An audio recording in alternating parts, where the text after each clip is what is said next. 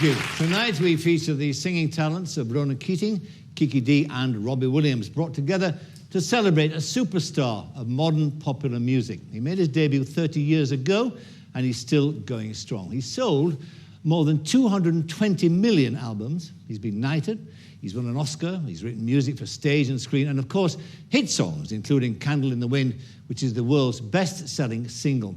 Not bad for a man of whom a BBC tribunal once said, and I quote, "We don't think this singer doing his own weird material is right for radio at present." Well, they didn't realise they were auditioning a legend. Ladies and gentlemen, Sir Elton John.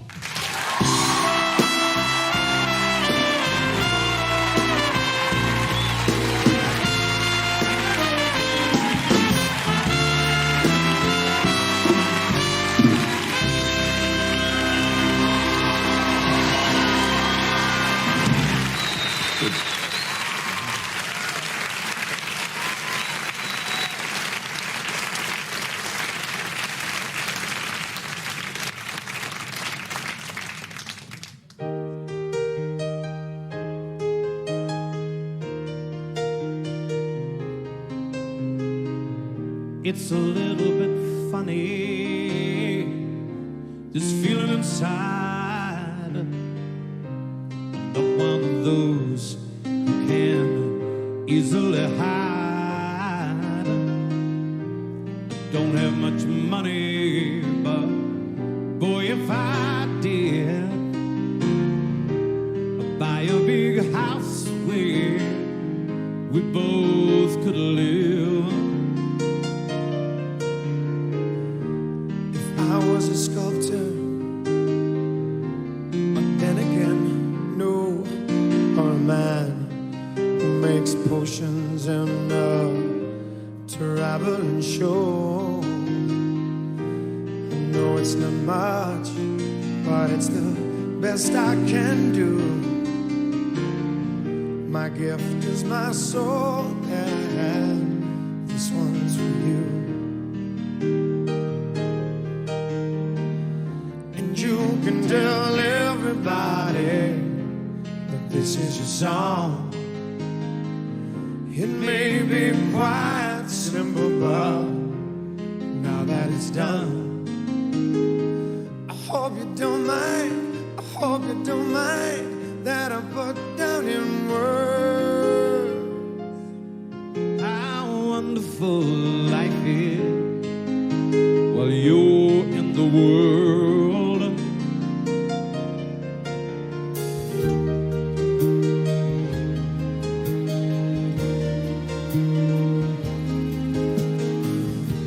Sat on the roof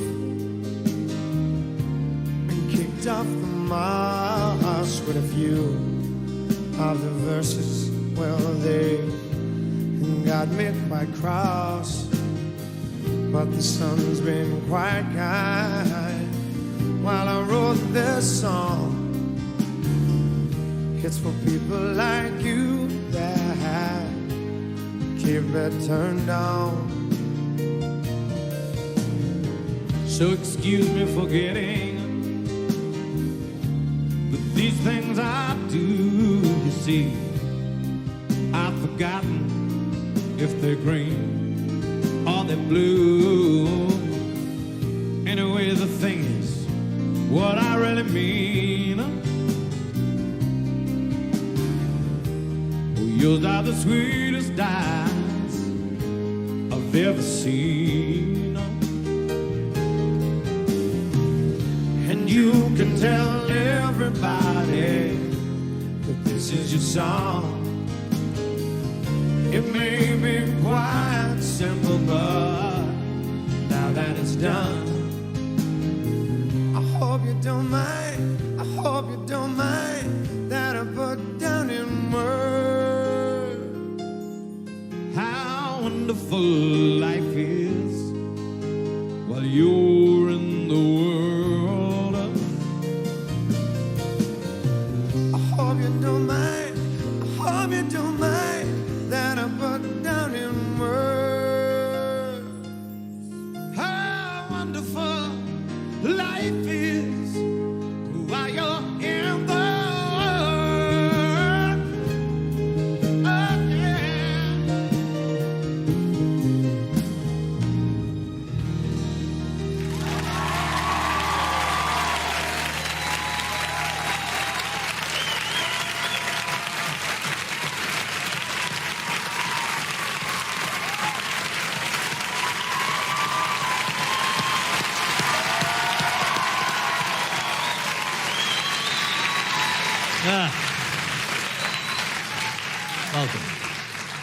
you. Well, that's a hit. That's a hit from way back, isn't it? 1970? 1970. 1970. That was the first big hit you had, wasn't it? In America first, and then in Britain afterwards, yes. How did you come to write that song with Bernie? I was actually talking to Laurie Holloway before the show.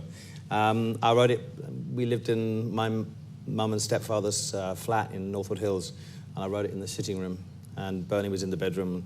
We've never collaborated on a song together. We've never been in the same room. And I finished it, and I was very excited because I knew that was...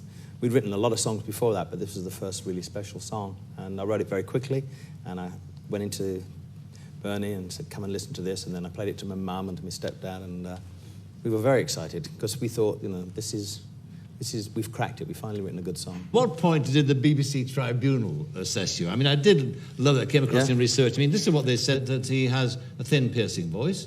And then he said, we don't think this singer with his own weird material is right for radio at present. And then it says, writes dreary songs. Well, it's about the same as now. I can't get played on radio now. When was that? 6 weeks ago? Now, that song there, of course, is from the new album, which is a nostalgic trip for you, in fact, because we recorded it at your favourite venue, which is Madison Square Garden. It works very well, too, because I mean, it reminds us all of the catalogue of songs. And in a trip, it's all our yesterdays as well, in a sense. You know? Yeah, and that's good. But, you know, as an artist, you're always thinking about what you've written, the latest thing you've written, and you want to move on, but you can't ignore the catalogue that you've got. And we filled it up with people that we love, like Kiki and Ronan and Billy Joel, Bryan Adams, Mary J. Blige, and a young girl called Anastasia, who's just had a hit here, who's great. And it was fun. We made something that I didn't originally want to do or didn't seem so keen about doing. Fun, and it worked, thank God. You didn't throw a tantrum, did you, when things didn't go right on stage? I did say I was going to retire. Oh, you did? Yeah. I read that, yes. Yeah. And the next night I did say I was full of shit. And that's the truth, isn't it? Yeah, but you weren't. You're concentrating so hard for it to go, and you know it's being recorded, so in a way you're not really concentrating on or communicating with the audience. And if you have technical problems like I did with the first number, and your monitors go off, it's hard. And it was just a series of frustrations. And as most people know, I'm a perfectionist, and it really got to me. But why did you go and work here? I mean, since we last met, let's update ourselves. You've had a pacemaker fitted. I have. You have? Yes. So tell us about, what happened? It's here. It's very good. It's still bagging away. Can you feel it? What happened was, last year, I was on holiday in the south of France, and I was doing shows, and I was due to go to do a show in Brescia in Italy, and it was lunchtime, and I'd played tennis in the morning. It was very hot, and I was down in Nice, and I felt very giddy, and I had to lie down, and the doctor was called, and he thought I had sunstroke. And the next day, I was due to go to David and Victoria Beckham's wedding. And I was on the plane, but I didn't feel, private jet that was going to go to Dublin. I was going to play at the wedding, and I didn't feel very well going to the airport. And on the plane, I kind of half collapsed. They had to give me oxygen, and they took me by ambulance to a heart hospital in Nice. And that evening, I flew home to London and had 3 days of tests. And the baby came out fine. But the thing, I went back. After 3 days of tests, they put this thing on me like a tape recorder, and they monitored my heart for 24 hours. And they said it was fine. So I went back to Nice on the Thursday morning, and then I thought, oh, great, it's fantastic. I can have a holiday, I'm fine. And they thought it was an inner ear infection, which meant I'd lost my balance. And so I went down and started playing tennis. David came down, my partner David came down and said, Elton, you've got to come off the tennis court straight away. I said, why? He said, the doctor wants to talk to you. He said, they found something. I thought, oh, God. So I had to go back to England that night, or the next day, rather, first thing in the morning. They told me I had to have a pacemaker fitted because there was an irregularity in my heartbeat. And my grandmother had a pacemaker, so I wasn't afraid of that. It was just that I'd already assumed that I was on holiday, so I'd had to come all the way back. But you know what? I went in at 2 o'clock in the afternoon, and the next day I was back in Nice. It was just very simple. I mean, it's not slowed you down, obviously, because... No, it's actually sped me up. It's the Energizer Bunny. Yes, yes. And I have to have it checked out occasionally. But they can do, it's amazing. You can do it by phone. They can put a digital phone over you and wherever you are in the world, and they can check it out through a computer. So I'm the bionic woman. Thank you. Let's look back on this extraordinary career of yours. I mean, you were a very musical child, weren't you? At the age of 3, I was a musical child. My grandmother, I grew up with my grandmother and my mother at my grandmother's house in Pinner. And there was always a piano at the house, and there was always records on the gramophone. And my grandmother used to sit me on her knee, and I used to play the piano and picked up hymns. And I think the first thing I ever played was the Skater's Waltz. How old were you? 3. 3. And but there was my dad was a trumpet player. My mum loved music. My Auntie Wynne played the piano, and my grandmother loved music. So there was always, the radio was on, or we were playing records, or there was a piano there. So I grew up in a very musical kind of background. But by the time I was 13, I knew what I wanted to do. I knew I wanted to be involved in music, whether it was playing or selling it, but working in a record store. Music was, it had been in me since I was 3. And at a time when I used to, if my parents were home and they wanted time, I always used to disappear and listen to music on the radio or play records. I was kind of like an isolated child in lots of ways, and I just delved into music, and music became my passion. All sorts of music. I mean, not the sort of music a 6-year-old would listen to, like George Shearing, Nat King Cole, Tony Bennett, Frank Sinatra. I grew up with that, and I was, as well as the pop music, which came in later. So I got a really good, I got a good grounding with good musicians. I mean, I think I'm right in saying that is, it was you once described what you just described as an escape into music in a sense, because you were unhappy at home, basically. Well, it was, there was an atmosphere at home. My parents didn't get on. Yeah. And your father disapproved of you being a musician. He didn't want me to be a musician. He was a musician himself. I've had a go at my father several times in print in the past, and when I got sober, I made my peace with him, and I realized there are two sides to every story, and I don't have anything to say bad about my father. He just wanted me to have a normal job. He was, this was a new era that was beginning, rock and roll. He didn't really think that, it was a good living. It was a good, things that would last for 20, 30 years, and that was a stable thing to do. So he wanted me to join the Air Force or be in a bank or whatever. He was just a concerned parent. My mother, on the other hand, just said, you can, if you really want to do this, give it a go. And I'm so grateful that I knew what I wanted to do at an early age. A lot of my friends went to college, university, got their degrees, and still didn't know what to do after they came out of university. So it is an advantage, and it's a risk. But I always say to people, if you want to do something and you want to do it badly enough, give it a try, because you can always say, well, I tried and I failed, or it didn't happen, but at least I tried. Yes. And I suppose that the key moment in your life about this time would be meeting Bernie Taupin. I mean, how did you get together? It was an advertisement in the New Musical Express, which said record company, Liberty Records, would like new songwriters and artists. So I wrote in as a songwriter and an artist. Now, I had written songs with my band, Bluesology, but I hadn't sung, really. And I went in there and they said, right, we're going to take you in a recording studio and sing a song. And the only song I knew was a Jim Reeves song from when I used to sing in the pub. So that went down like a lead balloon. But they did have, the guy, Ray Williams, who was there, said, I have on my desk a pile of lyrics from this guy in Lincolnshire. And I took them away. And I started writing songs to them before I even met Bernie. And then 6 months later, I met him. And I had written all these melodies, these songs. And it was great, because I knew couldn't write lyrics very well. I didn't want to. And it was the perfect marriage. And it's been working that way ever since. But it's, it's just fate. It's like, shall I write into this and have a go? And I thought, I'm cheesed off with what I was doing in the band. And we were playing cabaret. I thought, I can't do this all my life.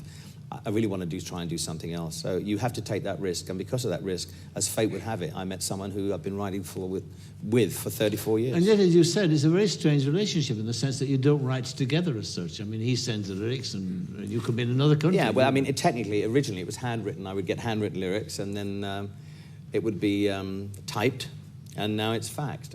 Well, when going back to your song, and they took you to America and to Madison Square Garden. In fact, one of the you played Madison Square Garden, I think I'm right in saying, with John Lennon, didn't you? In the last 1974. That was one of the last concerts or appearances he must have made before. Yes, it was. Yeah. It was the first time he'd played for years and years and years. What do you remember of it? It was for me, the most memorable concert I've ever given. A, because Madison Square Garden is a magical place. B, because I'd made this record with John called Whatever Gets You Through the Night, which was on Walls and Bridges. And I said, listen, if this gets to #1, you've got to come and sing on stage with me. That's part of the bargain. So I said, okay. And it got to #1, so he came up to Boston to see the show, and I came out in a kind of like a chocolate box outfit with just, covering my bits with a chocolate box with heart and like hot pants. And he went, oh, bloody hell. And, we had a lot of equipment, but the sound had changed from, the big sound system. And he said, oh, this is what it's all about, is it? But he kept his bargain, and we did 3 songs at Madison Square Garden. When he came out on stage, there was a 10-minute standing ovation, and the hairs in the back of your neck. And it was great for him. He was so nervous before he went on. He was physically sick. But, you know, it was so emotional, and I'll never, ever forget it. Just to be on stage playing with a Beatle, you know. And I've been lucky enough to play with all four of them at various times. That was enough. I mean, but just to see how much people loved him and how excited they were to see him on stage again was fantastic. I suppose, too, I mean, the America... Same happened to me with Tessie O'Shea as well. Yeah. I was going to ask you about Tessie O'Shea. Yeah. And Mrs. Mills, of course. I am Tessie O'Shea, actually. And Mrs. Mills. I'm the right side. And Winifred Atwell. Yes, if they're bulky, I'm them. Right. Hattie Jake springs to mind as well. Yes, indeed. Yes. Yeah. But in America at that time, of course, I imagine the young man there, all your heroes would be there. You met Groucho Marx there too, didn't you? Yeah, I mean, when you get the opportunity to go to America, you meet all the people that are your peers in the music business, and people were very, very nice to me and very complimentary about my records and my stage performances. So I met people like the band and Bob Dylan and Paul Simon and people like that. And George Harrison very kindly sent me a telegram and my record was in the top 20, and I just couldn't believe it. My album was in the top 20, above his, All Things Must Pass. So it was an incredible time, and I got to meet Mae West, I got to meet Groucho Marx, I got to meet Josephine Baker. How was Mae West? Mae West. I went to her apartment, and it was fantastic. It was completely white. The piano was white, the carpet was white, everything was white. And these two guys came out, like muscle builders in dinner suits, and gave us carrot cake and drinks. And they said, "Miss West, we'll see you soon." And Miss West came in eventually, dressed up to the nines in white, looking fabulous. We said, wall-to-wall men. And then we talked for about 20, 30 minutes, and I went back again and saw her again, and it was magical. What about, you mentioned there the costume that you met John Lennon in. I think my favourite of all, I saw you in Australia once, dressed as Marie Antoinette, I think it was, with the Melbourne Symphony Orchestra. It wasn't Marie Antoinette, it was bloody Chopin. Oh, sorry. Bloody hell. No, well, you got my number right, though, right? To me, I thought I was Chopin, but to everybody else, I was Marie Antoinette. Yeah. Story of my life. That was with the orchestra tour, with the Melbourne Symphony Orchestra, where the first half, I dressed with the mohawk wigs and everything like that, and I lost my voice, so I decided to do a 3.5-hour show. And the second half, I came out with the Melbourne Symphony Orchestra, and I dressed as Chopin or Mozart, whatever it was, or Marie Antoinette, and played with the symphony orchestra.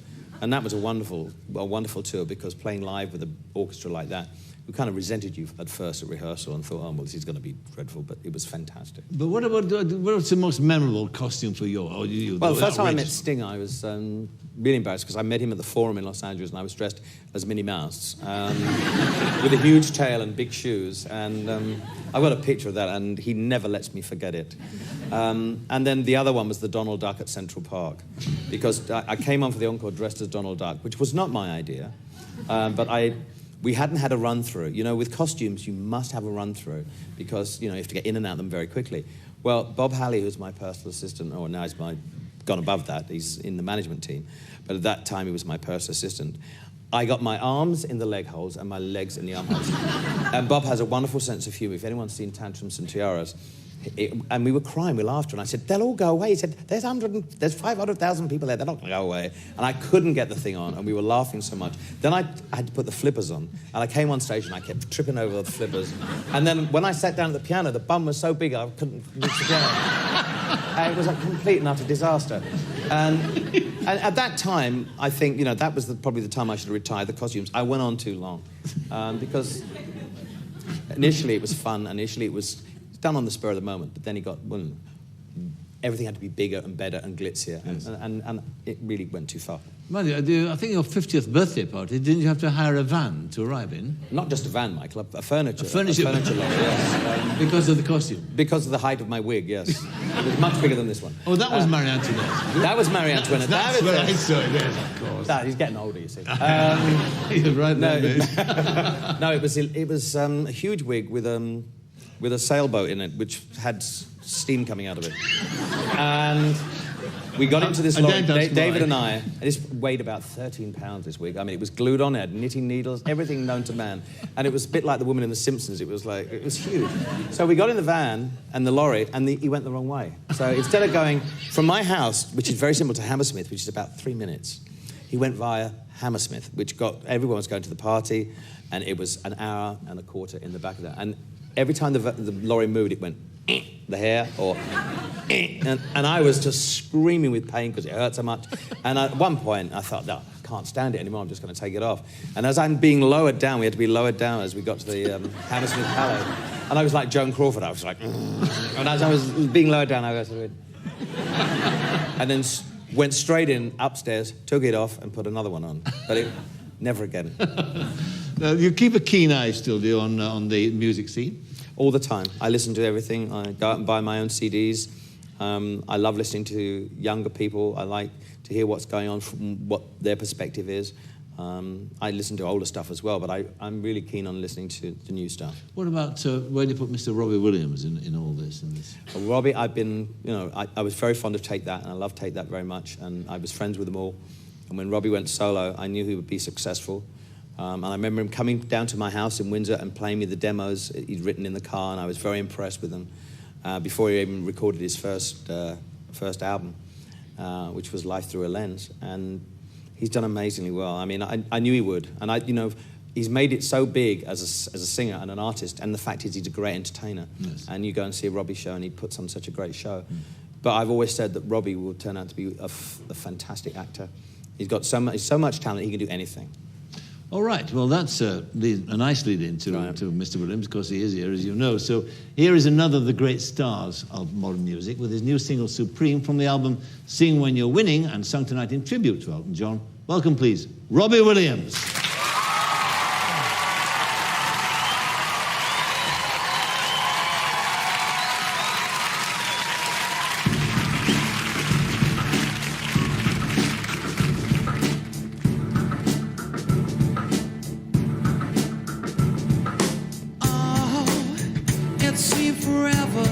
Today, all the lonely hearts in London caught a plane and flew away, and all the best women are married, all the handsome men are gay. You feel deprived.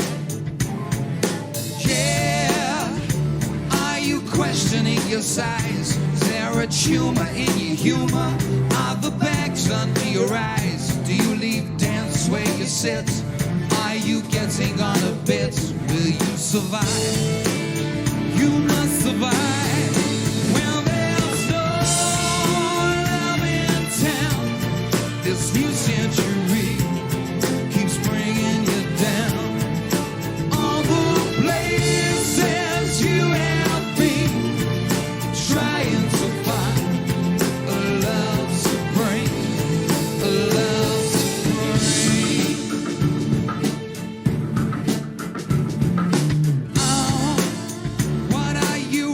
looking for another partner in your life to abuse and to adore. Is it love, bit of his stuff, or do you need a bit of rough? Get on your knees. Yeah, turn down the love songs that you hear, 'cause you can't avoid the sentiment that echoes in your ear. Sing love will stop the pain, sing love will kill the fear. Do you believe? You must believe. Well, there's no love in town. This new century keeps bringing you down. All the places you have been, trying to find a love supreme, a love supreme.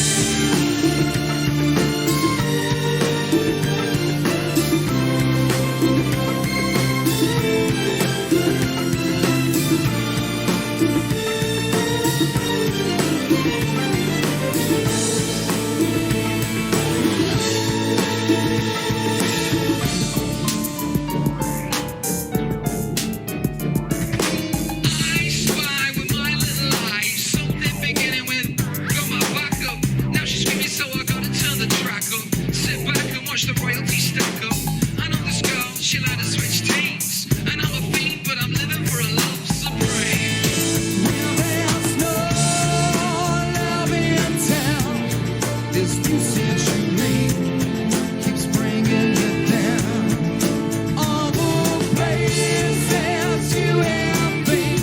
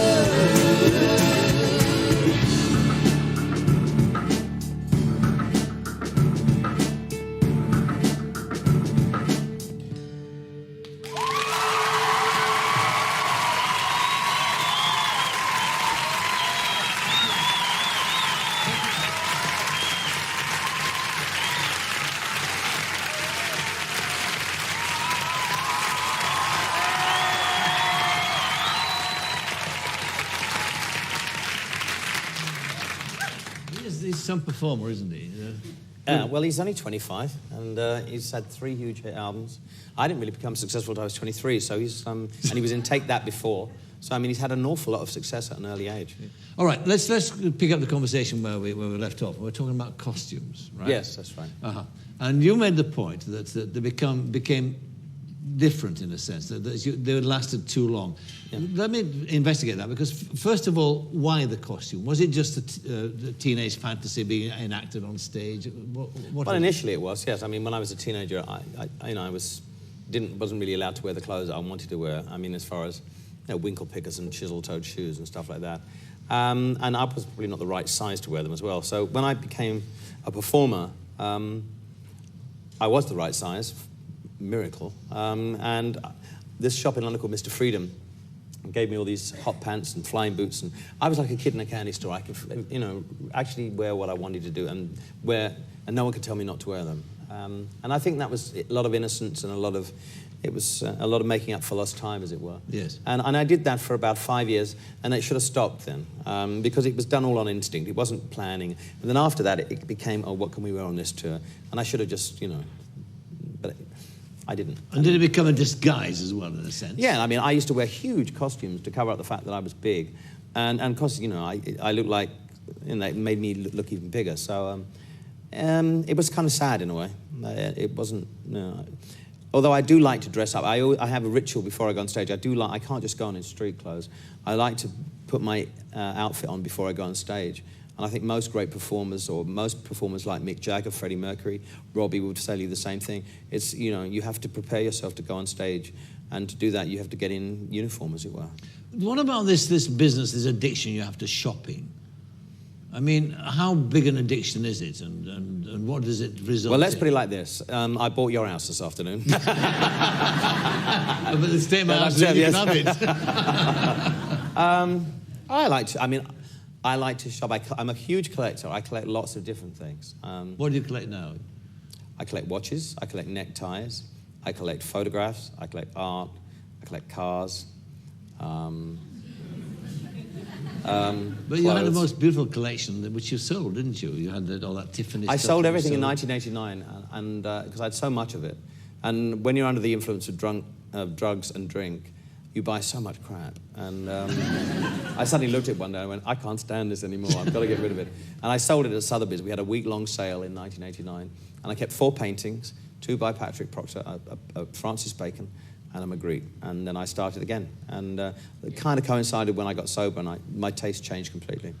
Did the person change completely? I mean, when you come off, as you did, from being addicted to drugs and alcohol, what are you left with? Is it a different person? Well, no, you're left with the same person, but you just have to, like being a baby, you have to start to walk again and learn how to become a human being and listen to instructions and follow them to try and put your life back together.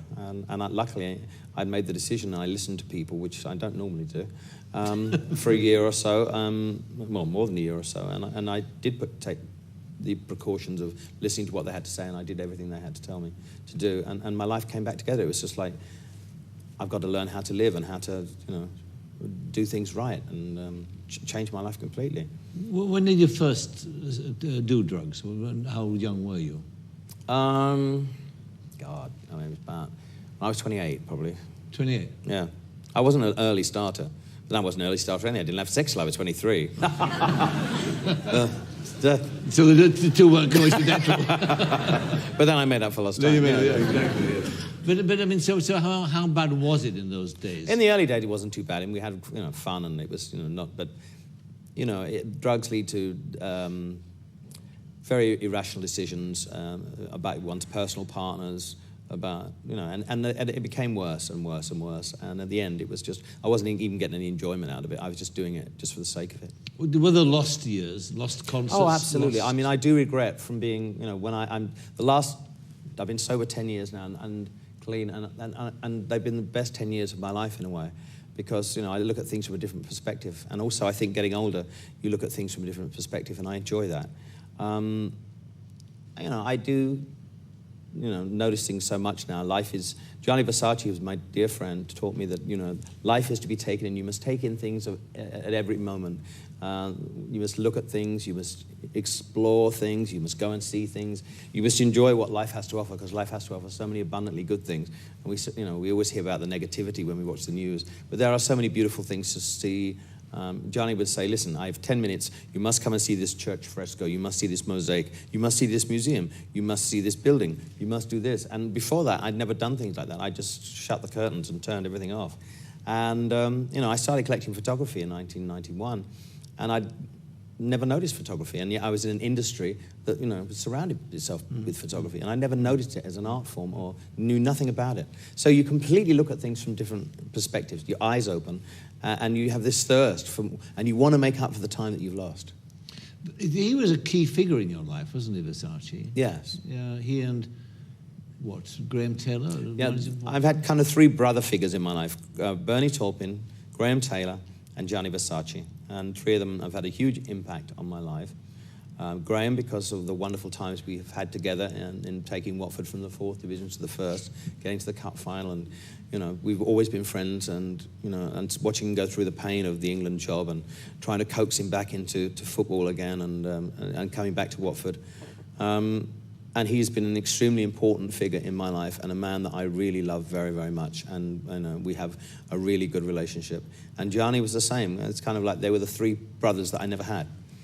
I was around for a while when you were at Watford with Graham, and he was very stern with you, wasn't he, about drugs? He was very honest. He did about drugs. He didn't know I was on drugs, but he knew I was on drink. And I would turn up, and he said, one day he just put a bottle of brandy in front of me. He said, come on, why don't you drink the old bottle? He said, that's what you like. He said, if you turn up for another first team game looking like you did on Boxing Day, he said, I'll have you. And I was so astonished that someone could talk to me like that. And I actually took it, I thought, God, I mustn't do this again, because, I did turn up, unshaven and, not wearing a suit and tie with it. And you have to do that when you're chairman of a football club. You have to show the club some respect. It's interesting, but as chairman of the football club, you actually didn't go there after taking cocaine or anything like that. No. There's a little rule. Absolutely, yeah. I did used to drink there, but never, no. It was, my football club is sacrosanct to me. I loved the club. It's given me so much pleasure during my life. I'm still chairman. I don't get to see hardly any matches because I'm touring so much. But, at least the club is in good hands now. It's not just relying on me. It has a great board of directors, has a great manager, has a good team, and we're doing very, very well. And I'm part of it, and I'm very proud to be part of it. And I wouldn't have missed those years for anything. They were magic. What about of course, at the same time as well, you had a lot, didn't you? Every addiction. I understand you're bulimic as well. I was indeed, yes. And what kind of diet were you on? It was pretty gross, actually. I mean, I would stay up for like 2 or 3 days taking drugs, and then because I wouldn't be eating, and I'd be drinking scotch. And then I'd go to sleep for about 2 days, and then I'd get up and I'd be ravenously hungry, so I'd have, it was, Sainsbury's cockles. Sainsbury's cockles? Yes. I like a nice cockle, Michael. Just Sainsbury's cockles? Jars of Sainsbury's cockles, yes. And then Haagen-Dazs ice cream, and then a bacon sandwich, and then I'd throw it up. They're horrible. It was the most horrible addiction. And the thing was, I would hurry because I didn't want to put on weight, and I already looked like, Tessie O'Shea. and Widdicombe, yes, right. Yes. Marie Antoinette. Yeah, Marie Antoinette. Yeah. But, I mean, you mentioned earlier, too, about the effect that drugs have on those surrounding you. It's not just you. There's a ripple effect, isn't there? Yeah. What was the worst aspect of that? I mean, your mum actually cleared off, did she? My mum moved to Spain. Can't blame her. The worst thing about taking drugs and your friends is that your real friends, you isolate them and you hang around with people that aren't your real friends, and they're just sponging off you. Someone in my position who's quite wealthy, would buy all the drugs or, provide all the booze. And people, my dearest friends who still work for me, did tell me, but I wouldn't listen. And so I didn't want to hear their views anymore, so I kind of shut them out of my life and just listened to the sycophants that I was hanging around with. And I'm afraid that's what happens. You shut the real friends who will be honest with you and tell you what they think of you. For example, Mike Hewittson's a dear friend of mine. He works for me still. He wrote me a letter saying, for Christ's sake, stop putting that stuff up your nose. And I wouldn't speak to him for a year. I was so enraged. But I knew he was right. But, you don't want to hear that. You don't want to hear the truth. So what brought you face to face with the truth? What was it? One of my ex-partners in Atlanta went into a treatment center in America. And I was so angry about it. And I went to see him there. And I came back to England for 2 weeks, and I was so furious that he'd gone. And I just thought, oh, he's going to get well, and I'm still doing this stuff. And I was very angry, and eventually I found him, and I went to see him at a halfway house, which is where they put you after a treatment center sometimes. And I had a confrontation with him, and we were like close knee to knee, and a counselor for him and a counselor for me, and they just asked me questions. And he busted me completely. He thought I was going to hit him or walk out the room, which was probably my normal behavior. But I actually just stood there and took it and decided from that moment on that he was right and this is what I should do. Well, he told you what was wrong with you? Yeah, he said, you're a bulimic, you're a drug addict, you're an alcoholic, you're a liar. And he had to write a list of everything that was wrong with me, and it went on for ages. And then I had to write a list of what was wrong with him, and the only thing I could put was, does not put CDs back in the cover.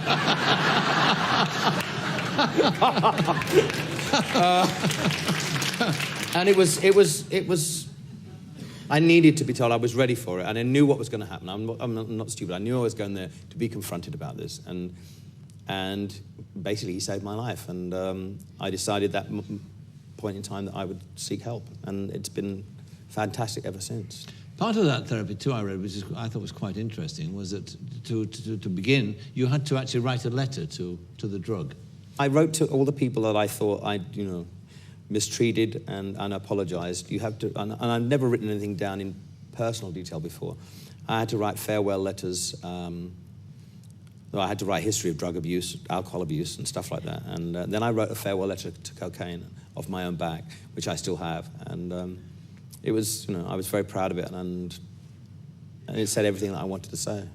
I mean, what did you say? Well, I just said, I put cocaine in the sense that he was my mistress, and that I was in love with it, and I couldn't see her anymore, and that I'd traveled around the world, and brought her over by private jet. I had people bring her to me, and I couldn't afford to do it. And I said, if I see you in another room, if I walk into a room again and I see that you're there, I'll walk out.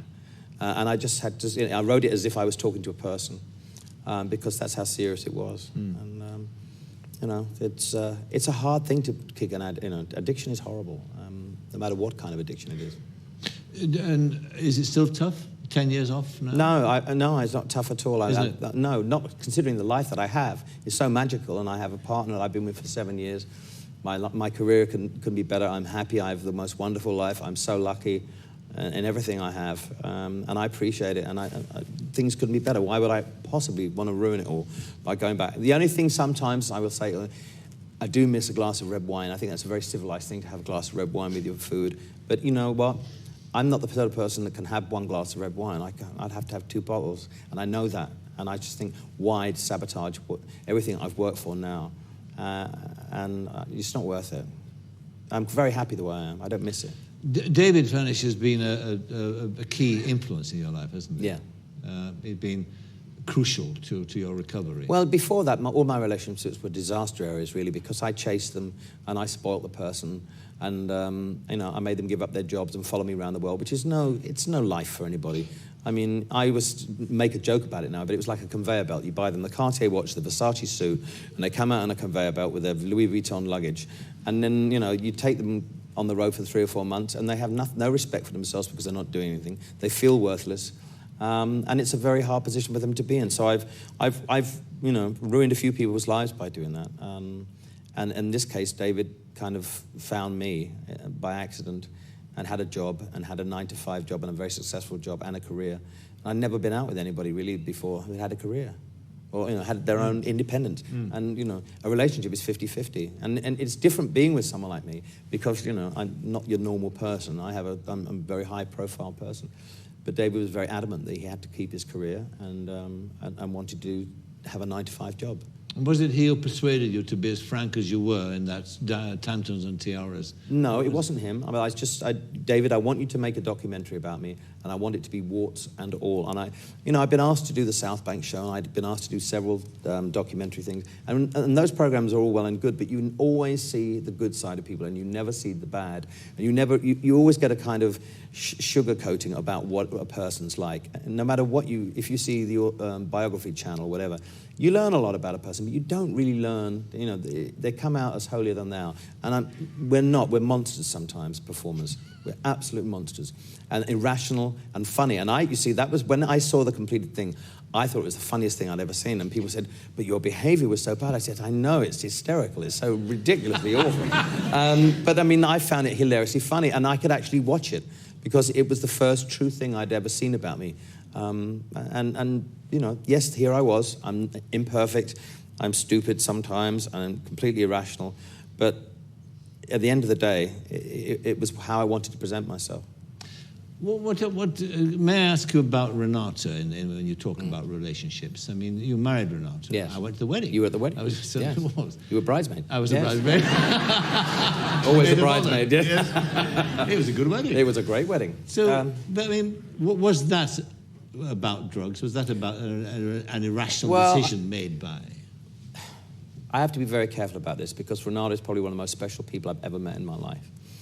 When you take that amount of drugs, and you're unhappy, you think I'll do this and it will change everything. I'll move here, I'll do this, I'll buy a house, I'll get married, I'll be in another relationship. It will all change. Because it didn't change because I never gave up taking the drugs. So the marriage was doomed from the word go.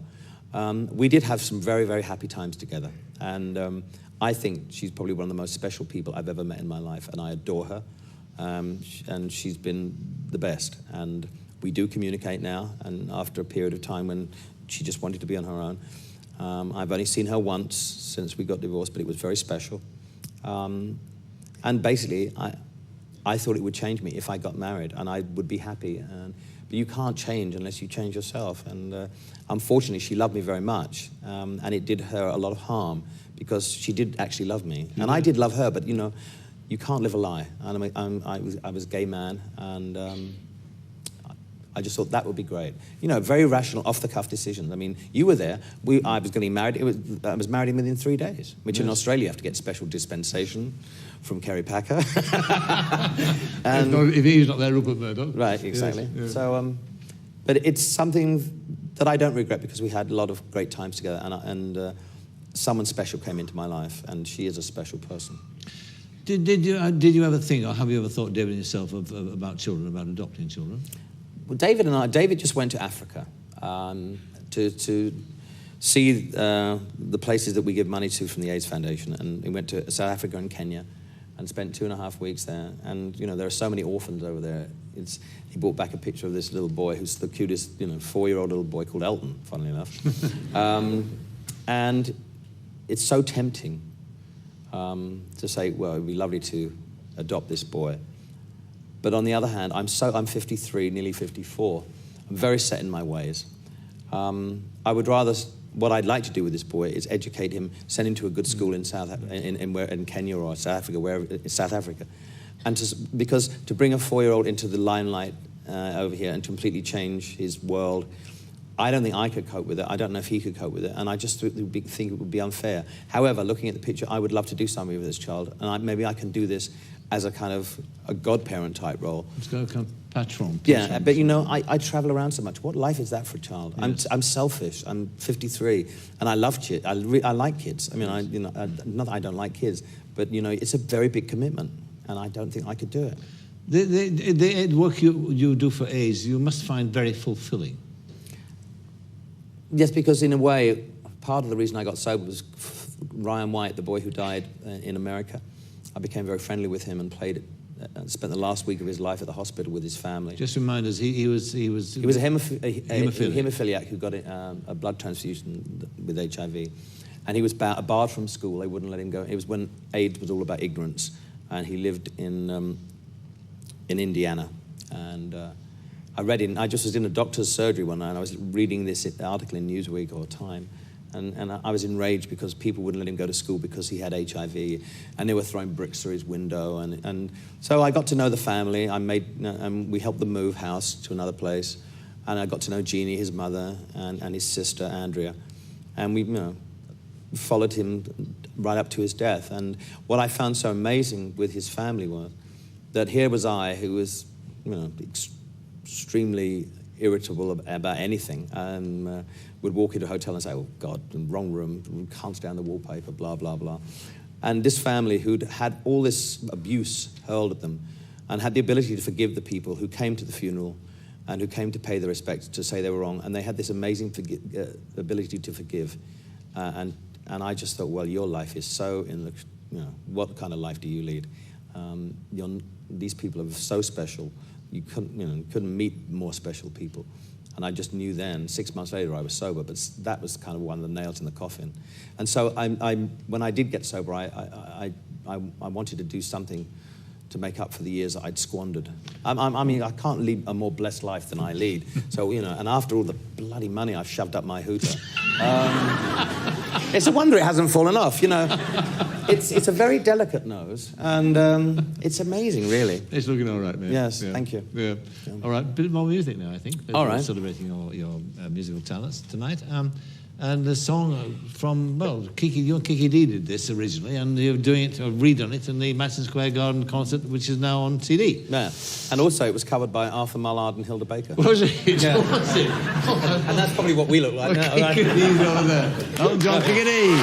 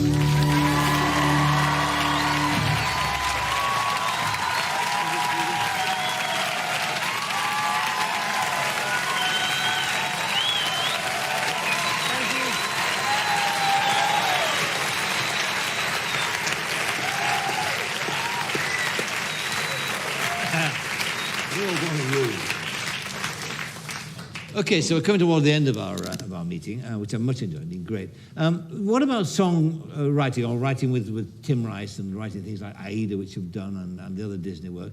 Is that going to stage and film work? Is that going to take more of your time up in the future? Is that how you see it? Well, I hope so, because it gives you another, thing to do that's different from what I normally do. And when I did The Lion King with Tim, it opened so many doors for me. It meant that I could do film scores. It meant that we wrote Aida for the stage especially. The Lion King obviously had gone on stage before that, but it meant that Aida, which was a very special project for me and Tim, finally made it to Broadway, and it's the second biggest show after The Lion King. So that's something I'm really proud of, and never thought I'd end up in Broadway. It's always nice to find new things to try and do. Some of them you do well, some of them you don't, but it's always nice to try them.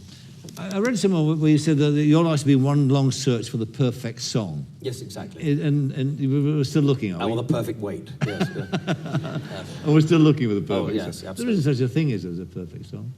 I don't think there is, but in your mind there is. There's always a song. I mean, Yesterday's a perfect song, isn't it?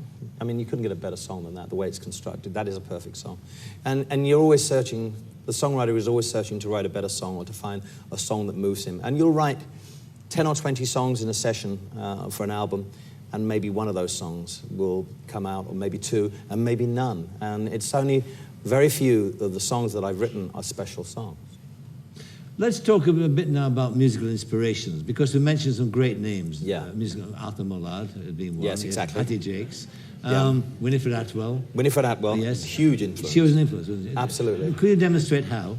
Well, it was just that she always had these. We'd watch her on television, and she would play a grand piano, and then she would say, "And now I'm going over to my other piano," and she would play this really nice piece on the grand piano, and then she would go over to the sort of, what do they call those things that they kind of had tacks in them, so it made it sound very like an old Western saloon. Yes. And she would go.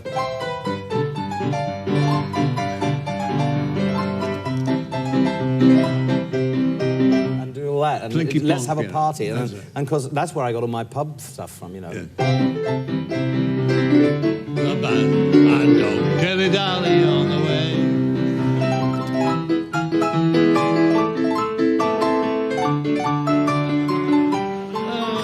Russ Conway?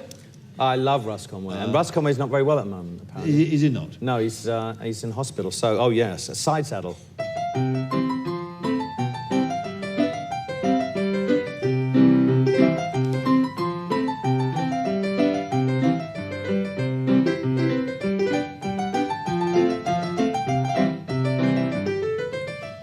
Good old Russ. Good Get old well Russ, soon.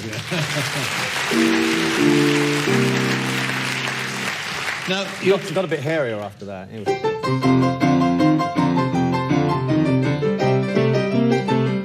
Jerry Lee Lewis and Fats Domino.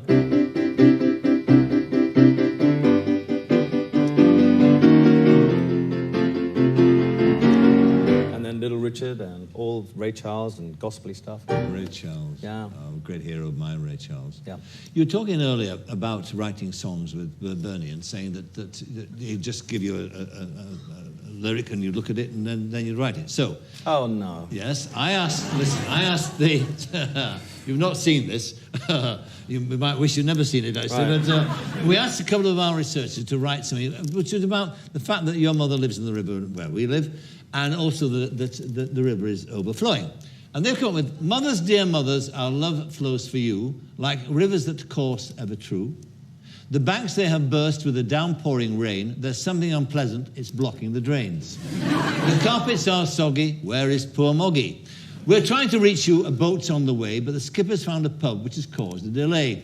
Keep filling those sandbags, keep stacking them high, and we'll be right with you once we've sucked this place dry. Now, there's a lyric. Oh, and what a lyric. And what a lyric. There you are, sir. And I just wonder what you might do with that. Yes, you don't. Oh, I can think of 2 or 3 things immediately. Mothers, dear mothers, our love flows for you like rivers that course ever true. The banks, they burst with the downpouring rain, and there's something unpleasant that's blocking the drain.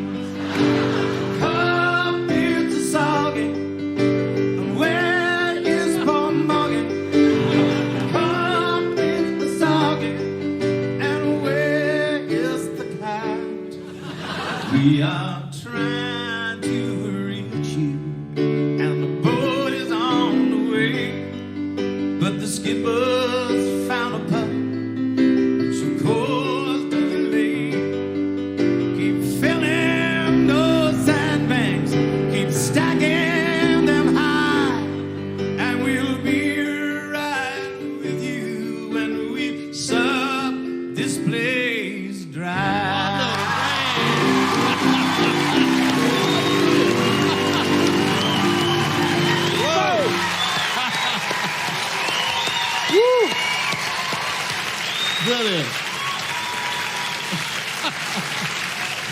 Wonderful. Thank you.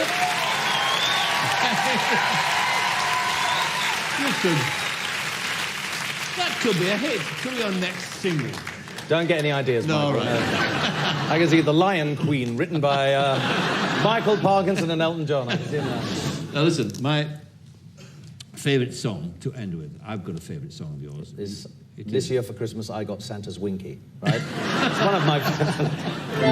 I won't do that one, that's all right. You know it is, because we talked about it many times before. It's Rocket Man. I love right. Rocket Man. No. Now,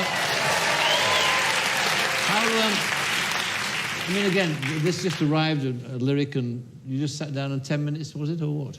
It's never usually more than 35, 40 minutes. I come back to things. If it's a great lyric and I can't get it straight away, and I'll say, well, I'm not going to sweat blood over it for an hour and a half. I'll come back to it later in the day or tomorrow. But I never really spend more than 45 minutes on a lyric. And if there's nothing happening with it, I'll just abandon it or come back to it or just forget it completely. But if it's a special lyric, then usually the special lyrics like this one will come very quickly. Really? Yeah. And then a bit like that last one, really. And this is one of your favourite songs too, isn't it? Yes, it is, yes. And this was on an album called Honky Chateau, and I just added Davey Johnson as a guitarist to the band. So it's the first time I'd played in a band with a guitar, because I was piano, bass and drums before. A bit like the Headley Ward Trio, I suppose. A fond memory. Right. Yeah. Okay, so Rocket Man? Yeah. She packed my bags last night, pre-flight, 0 hour, 9 a.m. And I'm gonna be high as a kite by then.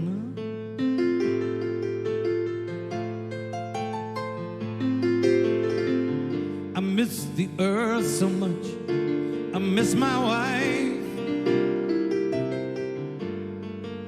It's lonely out in space,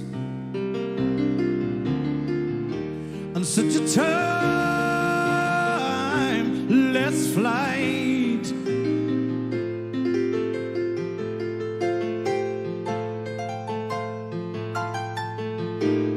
And I think it's gonna be a long, long time till touchdown brings me round again to find I'm not the man I think I am at home.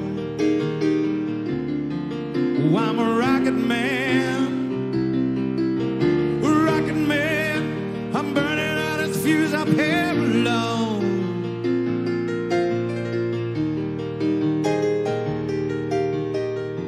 And I think it's gonna be a long, long time till touchdown brings me round again to find I'm not the man I think I am at home. Oh, I am a rocket man, I'm burning out its fuse up here alone.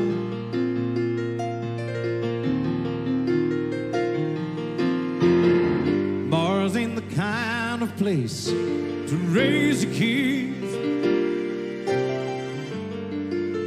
In fact, it's cold as hell, and there's no one there to raise them if you did.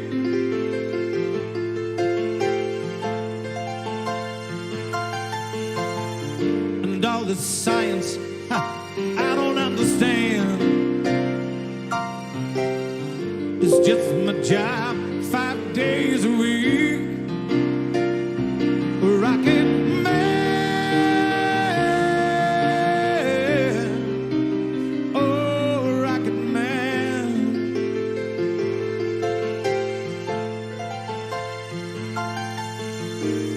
And I think it's gonna be a long, long time till touchdown brings me round again to find I'm not the man I think I am at home.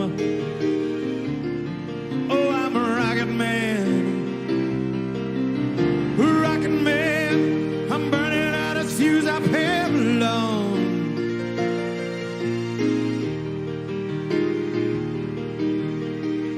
And I think it's gonna be a long, long time till touchdown brings me round again to find I'm not the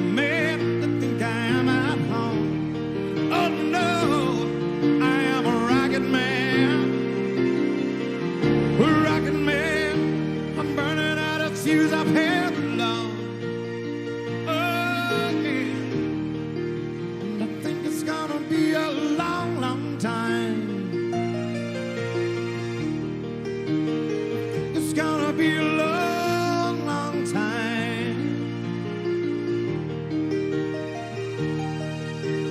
Long, long time. It's gonna be a long, long time.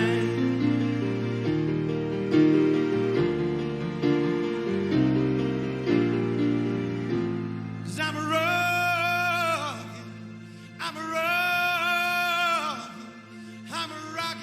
rocket man.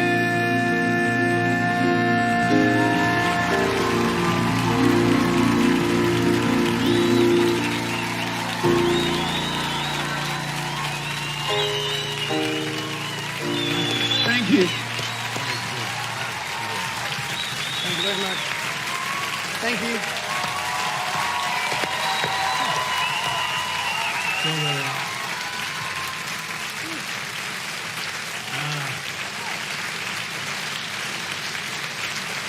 Well, thank you. That was wonderful. I really enjoyed tonight. It's marvellous, and thank you for spending all that time with us. And a reminder that you can see more of Elton John on BBC One at 10:55 tonight. It's highlights of that Madison Square Garden concert we talked about earlier on. Our thanks then to Rona Keating, to Kiki Dee, to Robbie Williams, and of course to Elton John. Now, this is the last show in the series. We start again next February. So thank you for watching, and from all of us here, a very good night. Good night.